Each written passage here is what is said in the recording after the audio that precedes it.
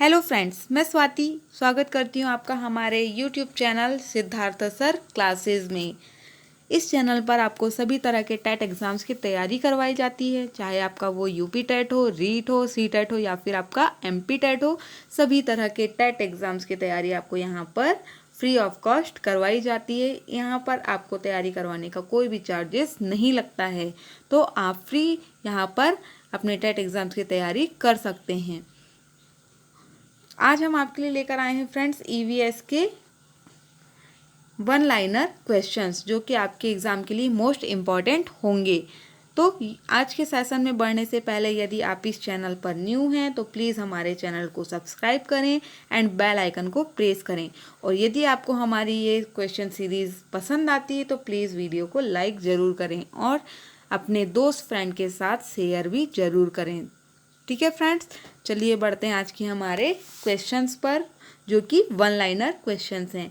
तो आज का हमारा फर्स्ट क्वेश्चन है, नगरों में पर्यावरण असंतुलन होता है मल निकासी से, आवासीय समस्या से और जलाऊ लकड़ी से। तो नगरों में जो पर्यावरण असंतुलन होता है वह इन तीनों कारणों से होता है। ठीक है फ्रेंड्स, तो ये आपका वन लाइनर क्वेश्चन है जिनके आंसर आपको आज वन लाइन में बताए जाएंगे। आपको यहाँ पर आज 4 ऑप्शंस नहीं मिलेंगे। ठीक है फ्रेंड्स, चलिए बढ़ते हैं नेक्स्ट क्वेश्चन पर। नेक्स्ट है हमारा, पर्यावरण ह्रास का पर्यायवाची है। तो हमें बताना है कि पर्यावरण ह्रास का पर्यायवाची क्या होता है। तो पर्यावरण अवनयन होता है, पर्यावरण निम्नीकरण होता है एंड पर्यावरण अपकर्षण होता है। ये तीनों ही क्या होते हैं, आपके पर्यावरण ह्रास के पर्यायवाची होते हैं। मतलब इन्हें और इन 3 नामों से भी जाना जाता है। चलिए फ्रेंड्स बढ़ते हैं नेक्स्ट क्वेश्चन पर। नेक्स्ट है हमारा, पर्यावरण ह्रास होता है। तो पर्यावरण ह्रास किस के कारण होता है। तो प्राकृतिक प्रकोपों से होता है, प्राकृतिक आपदा एवं पर्यावरण आघात, इन तीनों के कारण क्या होता है, पर्यावरण ह्रास होता है। तो इनको आपको क्या करना होगा फ्रेंड्स, याद रखना होगा। ठीक है फ्रेंड्स, चलिए बढ़ते हैं आगे। आगे है, मरुस्थलीकरण में पर्यावरण होता है। आपको बताना है कि मरुस्थलीकरण में पर्यावरण कैसा होता है। तो आपको याद रखना है हमेशा कैसा होता है, असंतुलित होता है। जो मरुस्थलीकरण में जो पर्यावरण होता है कैसा होता है, असंतुलित होता है। आगे है, पर्यावरण संरक्षण का अभिप्राय है। पर्यावरण संरक्षण का अभिप्राय क्या होता है। तो आपका आंसर हो जाएगा प्राकृतिक संसाधनों का संरक्षण। ठीक है, पर्यावरण संरक्षण का अभिप्राय क्या है, प्राकृतिक संसाधनों का संरक्षण। आगे है क्वेश्चन नंबर 6, पर्यावरण का प्रत्येक भाग कहलाता है। पर्यावरण का जो प्रत्येक भाग होता है उसे हम क्या कहते हैं। तो उसे हम कहते हैं पारिस्थितिकी कारक। क्या कहते हैं फ्रेंड्स, पारिस्थितिकी कारक। तो याद रखिएगा क्या कहा जाता है, पारिस्थितिकी कारक। आगे है क्वेश्चन नंबर 7, पारिस्थितिकी तंत्र किससे मिलकर बना होता है। ठीक है, बताना है कि पारिस्थितिकी तंत्र किससे मिलकर के बना हुआ होता है। तो किससे मिलकर बना हुआ होता है, जीवीय समुदाय और उसके निर्जीव घटक से मिलकर के बना हुआ होता है। क्या बना हुआ होता है, पारिस्थितिकी तंत्र किन किन से, जीवी समुदाय और निर्जीव घटकों से। ठीक है फ्रेंड्स, तो याद रखिएगा, जीवी समुदाय और निर्जीव घटक से मिलकर के क्या बनता है, पारिस्थितिकी तंत्र बनता है। ठीक है फ्रेंड्स, आगे चलते हैं।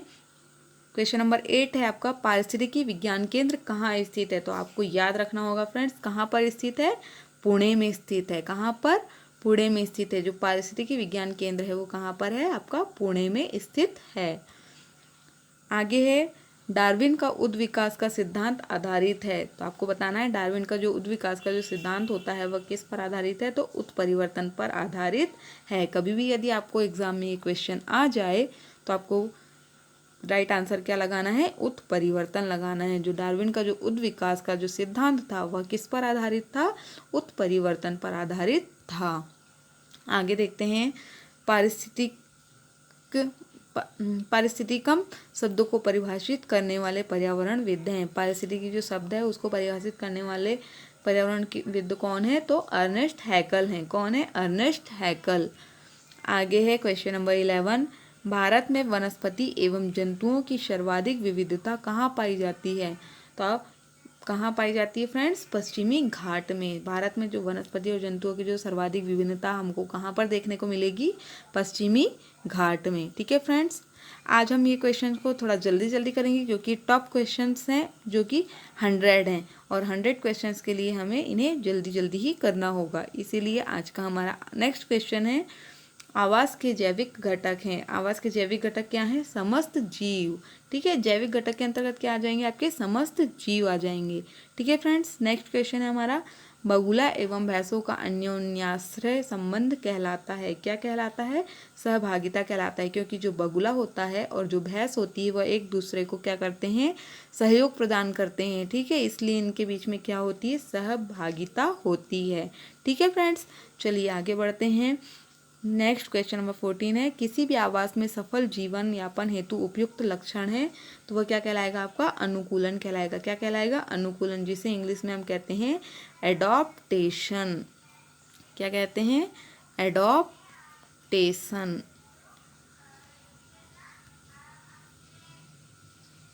ठीक है फ्रेंड्स, तो क्या हो जाएगा? किसी भी आवास में सफल जीवन यापन हेतु उपयुक्त जो लक्षण है वह क्या कहलाएगा? आपका एडॉप्टेशन, या इसको हम बोलेंगे अनुकूलन। ठीक है फ्रेंड्स, चलिए आगे बढ़ते हैं। क्वेश्चन नंबर 15, एक पौधे पर दूसरा उगने वाला पौधा क्या कहलाता है? मतलब एक पौधे के ऊपर दूसरा जो पौधा उगता है उसे हम क्या बोलते हैं? एपीफाइट बोलते हैं। क्या बोलते हैं? एपीफाइट बोलते हैं। नेक्स्ट है हमारा क्वेश्चन नंबर 16, विश्व पर्यावरण दिवस कब मनाया जाता है? तो याद रखिएगा फ्रेंड्स, कब मनाया जाता है? 5 जून को। जो विश्व पर्यावरण जो दिवस होता है वह हमेशा 5 जून को मनाया जाता है। ये जो क्वेश्चन है ये आपके लिए मोस्ट इम्पॉर्टेंट क्वेश्चन है, ये आपको एग्जाम में अधिकांश तौर पर देखने को मिलता है, इसीलिए इसे याद रखिएगा फ्रेंड। जो पर्यावरण दिवस होता है वह कब मनाया जाता है? 5 जून को मनाया जाता है। आगे बढ़ते हैं, ऑस्ट्रेलिया के मूल निवासियों को किस नाम से जाना जाता है? तो आपको याद रखना है फ्रेंड्स, किस नाम से जाना जाता है? एबॉर्जिन्स। ठीक है, एबॉर्जिन्स। किन के नाम से जाना जाता है? एबॉर्जिन्स। ऑस्ट्रेलिया के जो मूल निवासी होते हैं उन्हें हम एबॉर्जिन्स कहते हैं। ठीक है, चलिए बढ़ते हैं नेक्स्ट क्वेश्चन पर। नेक्स्ट क्वेश्चन है हमारा, एस्किमो लोगों द्वारा टुंड्रा क्षेत्र में बर्फ के टुकड़ों की सहायता से बनाए गए अर्ध गोलाकार आवासों को क्या कहा जाता है? तो क्या कहा जाता है फ्रेंड्स? इग्लू कहा जाता है। क्या कहा जाता है? इग्लू। जो एस्किमोज होते हैं वह जो अपना आवास बनाते हैं वह इस तरह की आकृति के बने हुए होते हैं, तो इन्हें हम क्या बोलते हैं? इग्लू कहते हैं। क्या कहते हैं? इग्लू। चलिए बढ़ते हैं अगले क्वेश्चन पर। अगला क्वेश्चन हमारा, एस्किमो लोगों का ग्रीष्मकालीन निवास गृह क्या कहलाता है? तो क्या कहलाता है फ्रेंड्स? ट्यूपिक कहलाता है। क्या कहलाता है? ट्यूपिक। तो याद रखिएगा, एस्किमो लोगों का जो ग्रीष्मकालीन जो निवास गृह होता है वह ट्यूपिक कहलाता है। आगे क्वेश्चन नंबर 20, ऐसा जीव संबंध जिसमें संबंधित जीव परस्पर लाभान्वित होते हैं कहलाता है। मतलब ऐसा जीव संबंध जिसमें दोनों जीव एक दूसरे से क्या होते हैं? लाभान्वित होते हैं, दोनों को एक दूसरे से लाभ होता है, वह कहलाता है आपका सहोपकारिता। ठीक है, क्या कहलाता है? सहोपकारिता। आगे है क्वेश्चन नंबर 21, स्पाइरोगायरा हाइड्रिला एवं यूलोथ्रिक्स हैं। तो ये क्या है फ्रेंड्स? जलोदभी हैं। ठीक है, क्या है? जलोदभी हैं। आगे बढ़ते हैं, अम्ल वर्षा में कौन सा अम्ल उपस्थित होता है? तो आपको पता होना चाहिए फ्रेंड्स कि अम्ल वर्षा में कौन सा अम्ल उपस्थित होता है। तो नाइट्रस अम्ल उपस्थित होता है। ठीक है, अम्ल वर्षा में जो अम्ल होता है वह नाइट्रस अम्ल होता है। आगे बढ़ते हैं, हाइड्रोफाइट्स होते हैं। हाइड्रोफाइट्स क्या होते हैं? समुद्री जीव होते हैं। जो समुद्री जीव होते हैं उन्हें क्या कहा जाता है? हाइड्रोफाइट्स कहा जाता है। आगे है, लवणता को प्रति समुद्र जल में घुले नमक की मात्रा से व्यक्त किया जाता है। तो किससे व्यक्त किया जाता है? 1000 ग्राम से व्यक्त किया जाता है। ठीक है फ्रेंड्स, बढ़ते हैं आज के नेक्स्ट क्वेश्चन पर। नेक्स्ट है, कुछ पर्वतों पर हमेशा जमी रहने वाली बर्फ़ की नदियाँ होती हैं, उन्हें हम क्या कहते हैं? तो पर्वतों पर जो हमेशा जमे रहने वाली जो नदियाँ होती हैं वह क्या कहलाती हैं? आपकी हिमानी कहलाती हैं।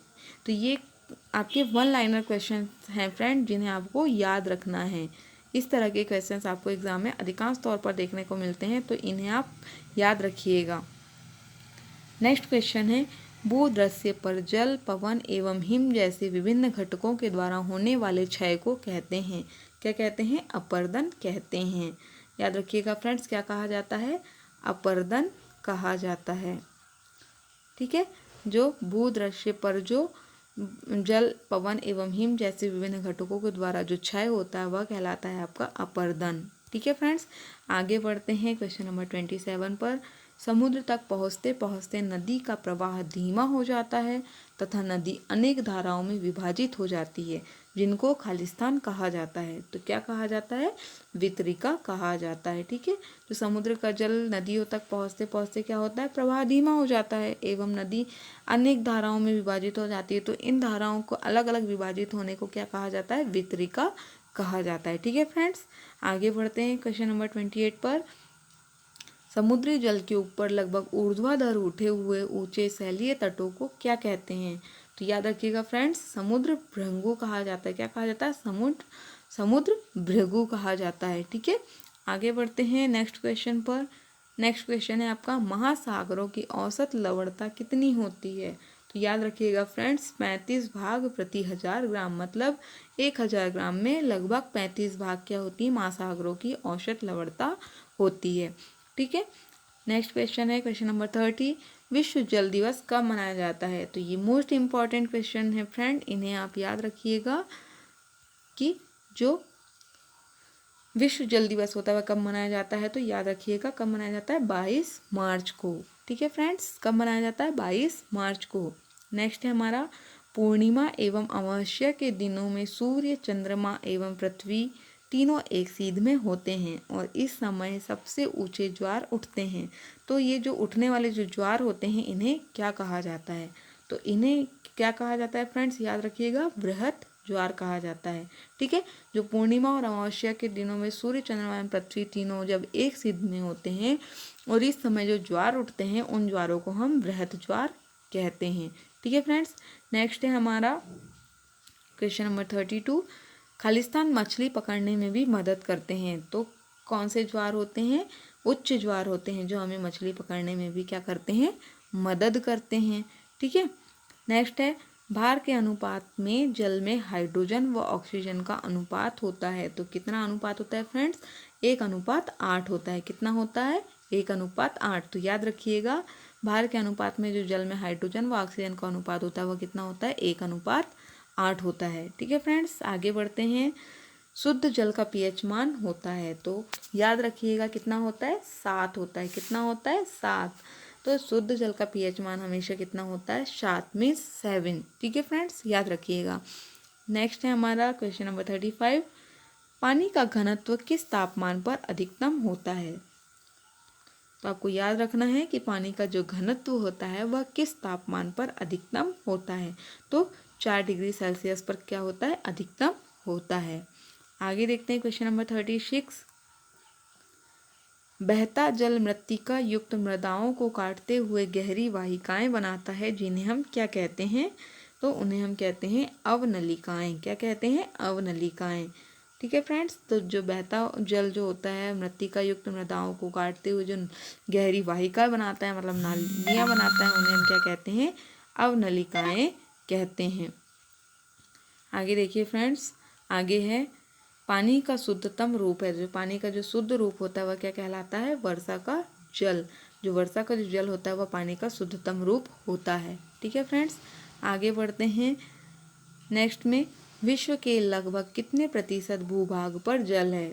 तो याद रखिएगा फ्रेंड्स, 71% पर। ठीक है, जो विश्व का जो लगभग जो 100% भाग है उसमें से जो 71% जो भाग होता है आपका क्या होता है? जल होता है। ठीक है फ्रेंड्स, आगे देखते हैं, मृत सागर क्या है? मृत सागर किन्हें कहा जाता है?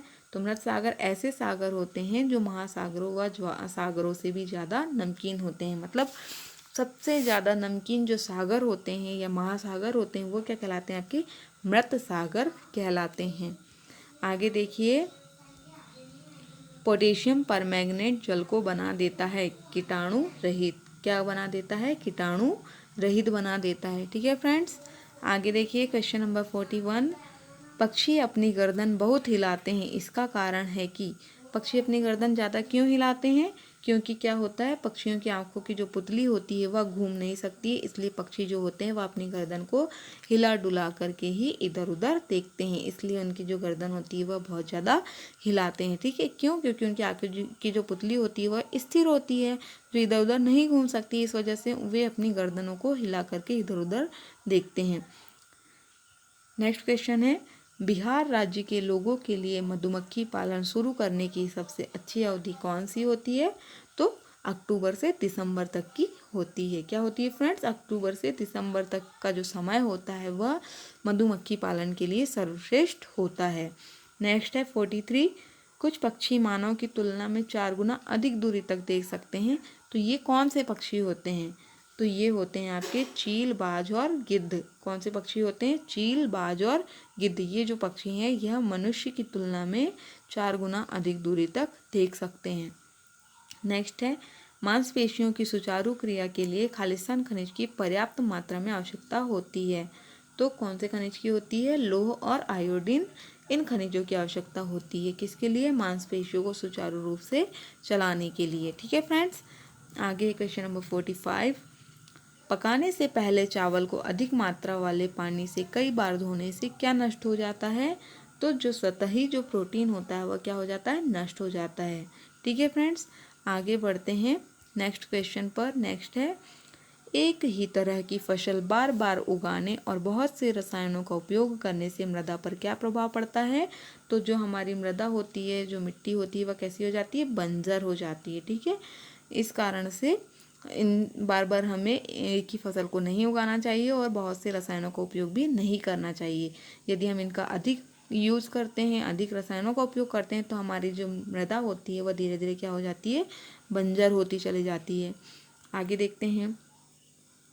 यह देखा गया है कि पाचन क्रिया बाहर की अपेक्षा आमाशय के अंदर अधिक तेजी से होती है। क्यों होती है? क्योंकि आमाशय के अंदर भोजन का जो मंथन होता रहता है, जिससे उसकी सतह का क्षेत्रफल बढ़ जाता है और एंजाइम की क्रिया तेज होती है। इस कारण से क्या होता है? यह देखा गया है कि पाचन की जो क्रिया है बाहर की अपेक्षा आमाशय के अंदर अधिक होती है। ठीक है फ्रेंड्स। आगे देखिए नेक्स्ट क्वेश्चन है भारोत्तोलकों को प्रायः ज़्यादा मांसपेशियां और बॉडी मास बनाने की आवश्यकता होती है। इस उद्देश्य के लिए उन्हें ऐसा आहार लेने की आवश्यकता होती है जो खालिस्तान से भरपूर होता है। तो जो भारोत्तोलक होते हैं, जो भार उठाने का मतलब जो करते हैं, जो भारोत्तोलक होते हैं, उन्हें किस प्रकार के भोजन की आवश्यकता अधिक होती है? तो वह किस टाइप का भोजन अधिक करते हैं? प्रोटीन युक्त भोजन अधिक करते हैं। नेक्स्ट है 49। एक किसान दानों को भूसे से अलग करना चाहता है। जिस प्रकार से यह किया जा सकता है वह क्रिया क्या कहलाती है? तो वह क्रिया कहलाती है आपकी निष्पावन। क्या कहलाती है? निष्पावन, जिसके द्वारा दाने और भूसों को अलग किया जाता है। आगे है क्वेश्चन नंबर 50। भोजन से हमें ऊर्जा प्राप्त होती है। इस ऊर्जा के लिए मुख्य रूप से भोजन का कौन सा अवयव उत्तरदायी होता है? तो भोजन को जो ऊर्जा मिलती है वह किससे प्राप्त होती है? तो वह वसा से प्राप्त होती है। ठीक है फ्रेंड्स। तो ये हमारे 50 क्वेश्चंस थे। यदि आप इस चैनल पर न्यू हैं तो प्लीज़ हमारे चैनल को सब्सक्राइब करें और बेल आइकन को प्रेस करें। और यदि आपको ये वीडियो पसंद आ रही हो तो प्लीज़ वीडियो को लाइक ज़रूर करें। ठीक है फ्रेंड्स। चलिए बढ़ते हैं हमारे नेक्स्ट क्वेश्चन पर। नेक्स्ट है वायुमंडल में सबसे अधिक कौन सी गैस पाई जाती है? अब हमारे थोड़े से जो क्वेश्चन है वो किससे संबंधित है? वायुमंडल से संबंधित है। जो वायुमंडल से संबंधित हमारा पहला क्वेश्चन है कि वायुमंडल में सबसे अधिक जो गैस पाई जाती है वह कौन सी होती है? नाइट्रोजन होती है। कौन सी होती है? नाइट्रोजन होती है। ठीक है। नेक्स्ट है वायुमंडल का स्थायी तत्व क्या होता है? तो वायुमंडल का स्थायी तत्व जलवाष्प होता है।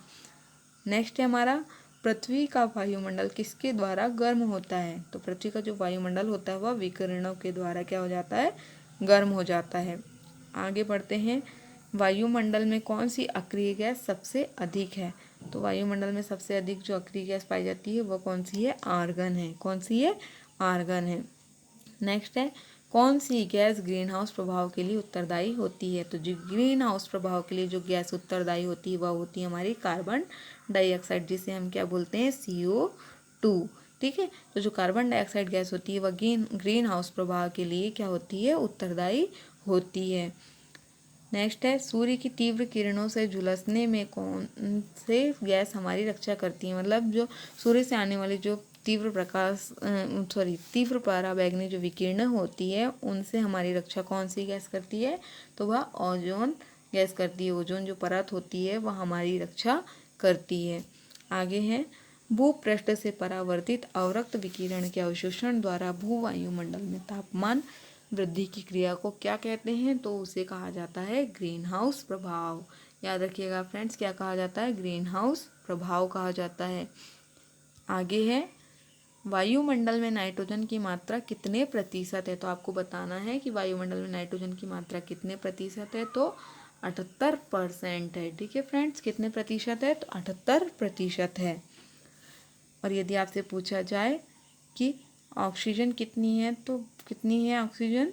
21%। ठीक है, ऑक्सीजन कितनी है? 21%। क्षोभ मंडल की धरातल से औसत ऊंचाई कितनी है? तो 14 किलोमीटर है। कितनी है? 14 किलोमीटर। किस मंडल को संवहन मंडल भी कहा जाता है? तो क्षोभ मंडल को संवहन मंडल भी कहा जाता है। ठीक है फ्रेंड्स, आगे है, पृथ्वी के वायुमंडल का सबसे अधिक घनत्व कहाँ होता है? तो कहाँ पर होता है? क्षोभ मंडल में ही होता है। तो पृथ्वी के वायुमंडल का सबसे अधिक घनत्व कहाँ होता है? क्षोभ मंडल में होता है। नेक्स्ट है, वायुमंडल में दैनिक मौसम परिवर्तन किसके कारण होते हैं? जो वायुमंडल में जो दैनिक मौसम परिवर्तन की जो क्रिया होती है वह किसके कारण होती है? तो क्षोभ मंडल के कारण ही होती है। ठीक है फ्रेंड्स, आगे है, ओजोन परत कहाँ स्थित है? तो आपको बताना है कि ओजोन परत कहाँ पर स्थित है। तो ओजोन परत जो होती है वह कहाँ पर स्थित होती है? समताप मंडल में स्थित होती है। ठीक है फ्रेंड्स, कहाँ स्थित होती है? समताप मंडल में। नेक्स्ट है हमारा, समताप मंडल में ओजोन परत का क्या कार्य है? तो समताप मंडल में ओजोन परत का जो कार्य होता है वह बताना है फ्रेंड्स। तो क्या कार्य होता है?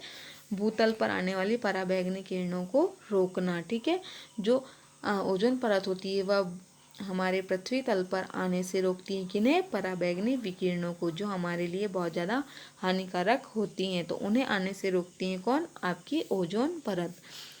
नेक्स्ट है, दीर्घ रेडियो तरंग पृथ्वी के किस भाग से परावर्तित होती है? तो जो दीर्घ रेडियो तरंग होती है वह पृथ्वी के किस भाग से परावर्तित होती है? तो आयन मंडल से परावर्तित होती है। नेक्स्ट है, वायुमंडल में कौन सा रसायन ओजोन स्तर के अवक्षय का कारण है?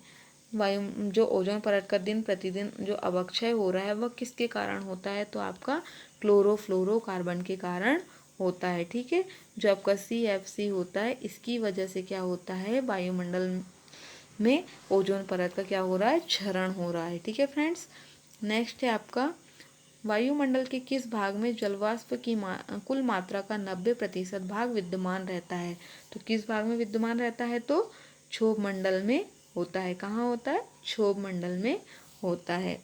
चलिए देखते हैं नेक्स्ट क्वेश्चन, वायुमंडल का कौन सा भाग रसायन मंडल का एक भाग है? तो कौन सा भाग रसायन मंडल का एक भाग है? तो ओजोन मंडल। ठीक है फ्रेंड्स, कौन सा होगा? ओजोन मंडल। नेक्स्ट है, हवाई जहाज उड़ने के लिए कौन सा मंडल उपयुक्त है? मतलब कौन से मंडल में हवाई जहाज उड़ते हैं? तो समताप मंडल में हवाई जहाज उड़ते हैं। तो ये क्वेश्चन आपके लिए इम्पॉर्टेंट है। ये अधिकांश तौर पर आपको एग्जाम में पूछा जाता है कि हवाई जहाज या वायुयान किस मंडल में उड़ते हैं। तो आपको बताना है फ्रेंड्स, समताप मंडल में उड़ते हैं।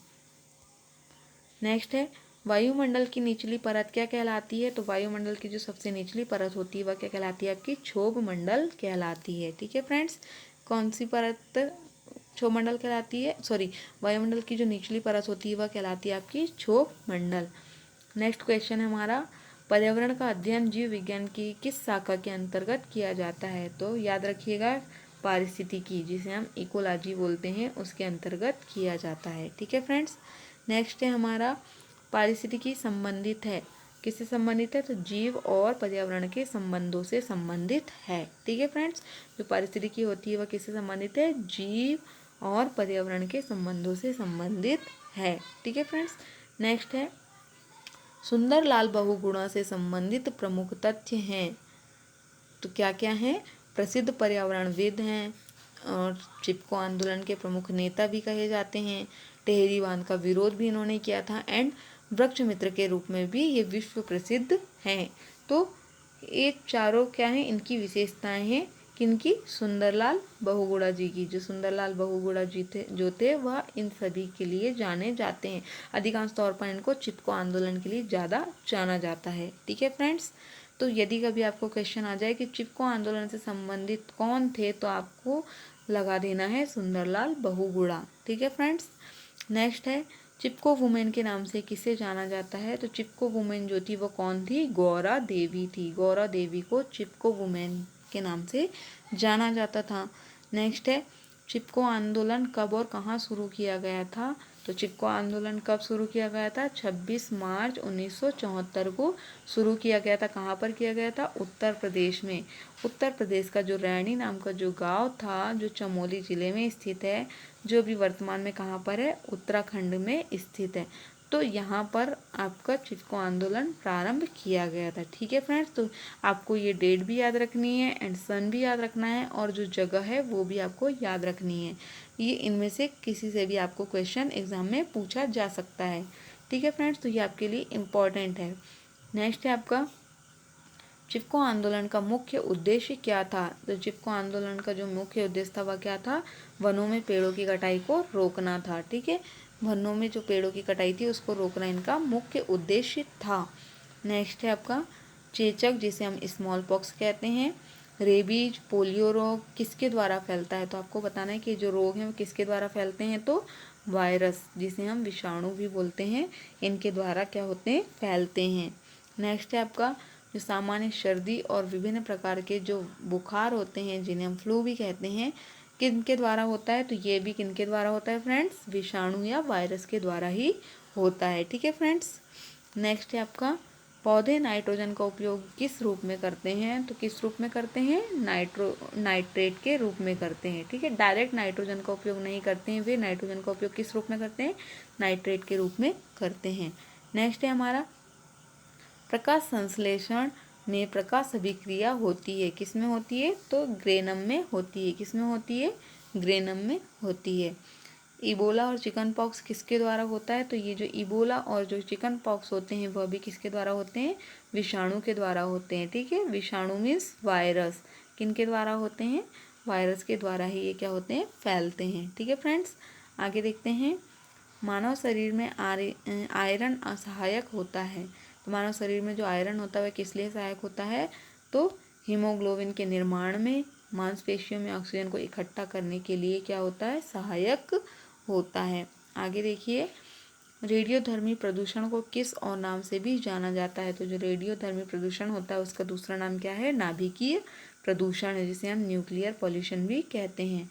तो जो रेडियोधर्मी प्रदूषण होता है वह नाभिकीय प्रदूषण के नाम से भी जाना जाता है। ठीक है फ्रेंड्स, आगे देखते हैं।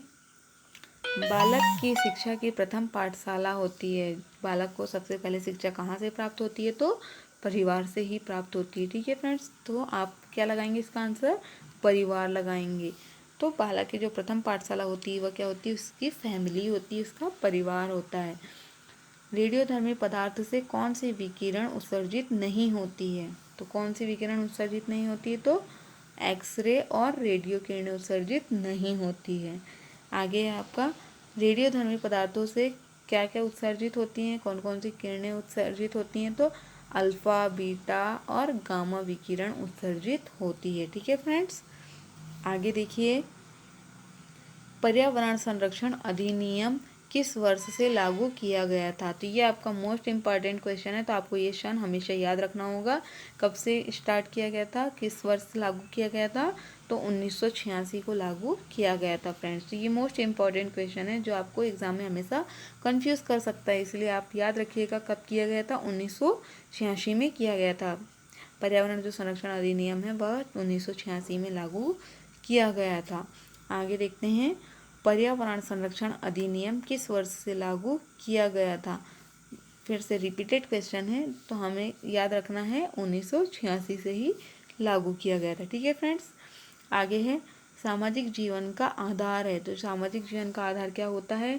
सहिष्णुता, अनुशासन, सहयोग और जो पारस्परिक स्नेह की जो भावना होती है सामाजिक जीवन का क्या होती है? आधार कहलाती है। आगे है मनुष्य एक सामाजिक प्राणी है, यह कथन किसने दिया था? तो यह कथन दिया था आपको, जो यूनानी दार्शनिक थे जिनने जो कि कौन थे, अरस्तु थे, उन्होंने ये जो स्टेटमेंट है वो दिया था कि मनुष्य एक सामाजिक प्राणी है। तो यह कथन किसने दिया था आपको, अरस्तु जी ने दिया था। तो फ्रेंड्स ये थे हमारे आज के टॉप 100 क्वेश्चंस, जो कि आपके वन लाइनर क्वेश्चंस थे, जिन्हें हमने आपके साथ में डिस्कस किया और जिन्हें आपको एग्ज़ाम के लिए तैयार भी करना है। तो ये आपके एग्ज़ाम के लिए बहुत ही यूज़फुल थे फ्रेंड्स, तो इन्हें आप हमेशा याद रखिएगा, जो आपके लिए बहुत ही यूज़फुल हैं। तो फ्रेंड्स यदि आपको ये वीडियो पसंद आई है तो प्लीज़ वीडियो को लाइक ज़रूर करें। ठीक है फ्रेंड्स, लाइक ज़रूर करें और अपने दोस्त फ्रेंड के साथ में शेयर भी ज़रूर करें। Thank you friends.